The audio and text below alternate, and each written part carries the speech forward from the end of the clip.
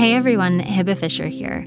I'm really excited to announce that the Kerning Cultures show is back next week with our brand new summer season. So here's some of what you can expect out of this season's stories.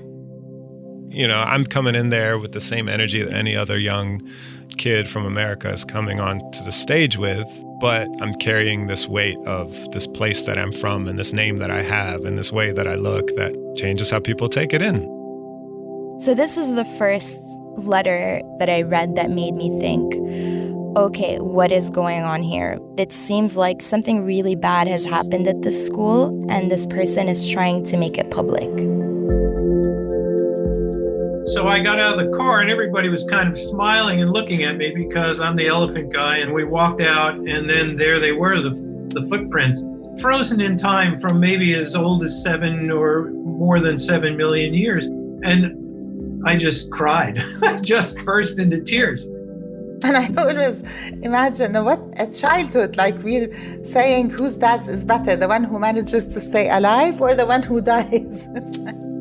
I put the needle on the record and I went like, okay, so, okay, well, this is quite good. Oh, wait. And she hits that note and her voice breaks a little bit inside of it. And I said, okay, how the hell did this record ever get made? There's a lot of curiosity, but then there's also fear of, because it's really in a lot of people's heads about, playing with dark spirits. So if you have any superstitious bone, then it's also a little scary. If I stay in that job and say nothing, that makes me a bloody criminal with them. I really don't understand why you don't understand. The lifeguard came and, talked to me, and I told him, no, I'm not going to go outside. It's not anyone's right to kick me out of the pool. I think at 19, I was almost born again, in some way. Now, I don't mean this in an evangelical sense, because that's the year I lost my father, and it was a very intense time. I started to need things that were only on the periphery of my interests. I started to need literature in a very different way. I started to need paintings in a much more important way, and I started to need music in a much more important way.